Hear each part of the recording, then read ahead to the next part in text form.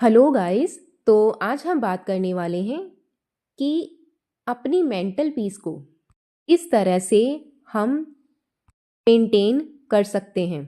देखिए, जर्नी में काफ़ी ज़्यादा ऐसे पॉइंट्स आते हैं जहाँ पे हम एकदम से डिप्रेस्ड हो जाते हैं और उस सिचुएशन में हमें समझ नहीं आ रहा होता है कि हम क्या करें, ऐसा क्या करें हमारी जो मेंटल पीस है वो खराब ना हो।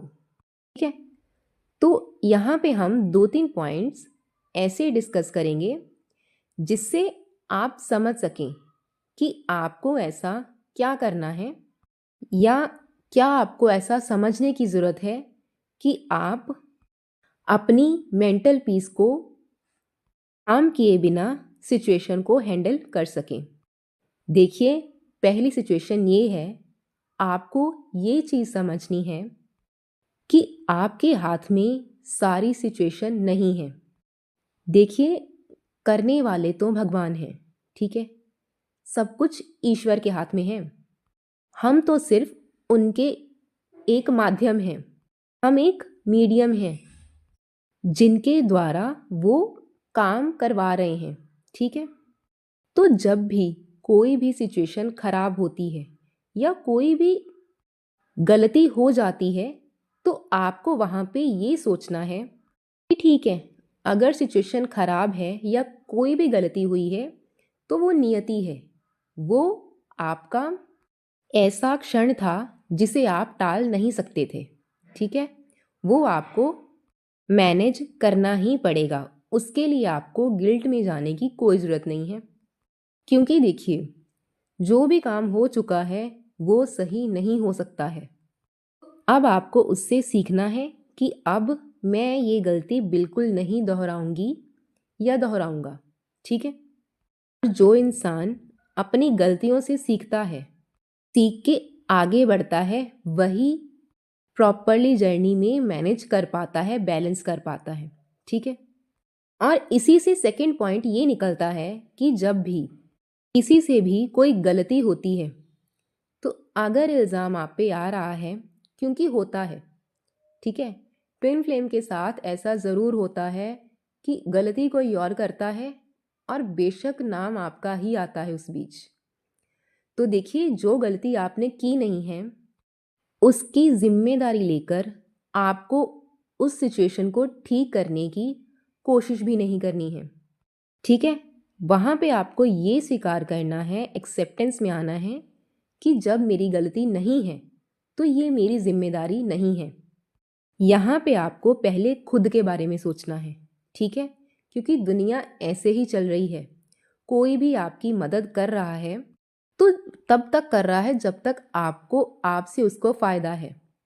और आपके साथ कई बार ऐसा हुआ होगा कि जब किसी को भी आपकी हेल्प की ज़रूरत थी तो आपने उसकी हेल्प की है, लेकिन जब आपको ज़रूरत थी तब सामने वाले ने आपकी कोई भी हेल्प नहीं की।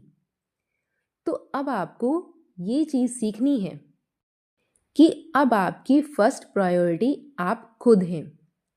आप सिर्फ खुद को प्रायोरिटी देंगे, खुद के लिए पहले जिएंगे।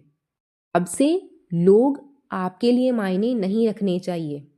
अब से आप सिर्फ और सिर्फ खुद पर ध्यान देंगे, क्योंकि जब तक आप खुद को प्यार नहीं करेंगे, सेल्फ लव नहीं करेंगे, तब तक आप अपनी वैल्यू नहीं कर पाएंगे।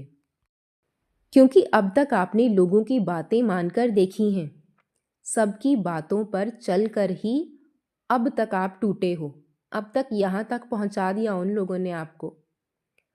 तो अब आपको किसी की भी बात नहीं माननी है, पहले खुद को प्रायोरिटी देना है, उसके बाद आपको किसी की हेल्प करनी है।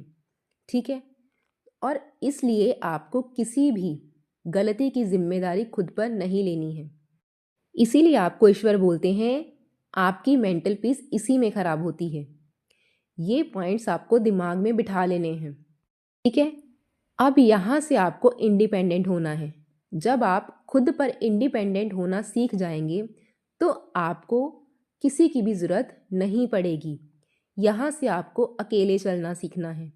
जब तक आप अकेले चलना नहीं सीखेंगे तब तक ये दुनिया आपकी कदर नहीं करेगी। ठीक है?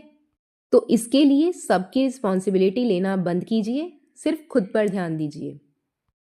देखिए, आपको लग रहा है कि आप सिर्फ और सिर्फ अपने बुरे कर्मों की कीमत चुका रहे हैं, जबकि ऐसा नहीं है। कई बार हमें बहुत ज़्यादा अच्छे होने की कीमत भी चुकानी पड़ती है, और ये बात आपको समझनी पड़ेगी। ठीक है? तभी आप अपनी ज़िंदगी को अच्छे से जी पाएंगे। हर एक की हेल्प करना, उसे समझना बहुत ज़्यादा अच्छी बात है, लेकिन अब ये चीज़ आपको पैटर्न तोड़ना होगा। ये चीज़ आपके लिए खतरनाक साबित हो रही है। ठीक है? तो कोई भी अगर आपकी हेल्प मांगता है तो आप उसकी हेल्प तभी करेंगे जब आप फ्री हैं, अदरवाइज आप उसको नो बोलिए। ठीक है? तो इसी तरह से अगर आप कायदे में रहेंगे तो फ़ायदे में रहेंगे। ठीक है? तो आई होप आपको मेरी बात समझ में आई होगी। Thank you.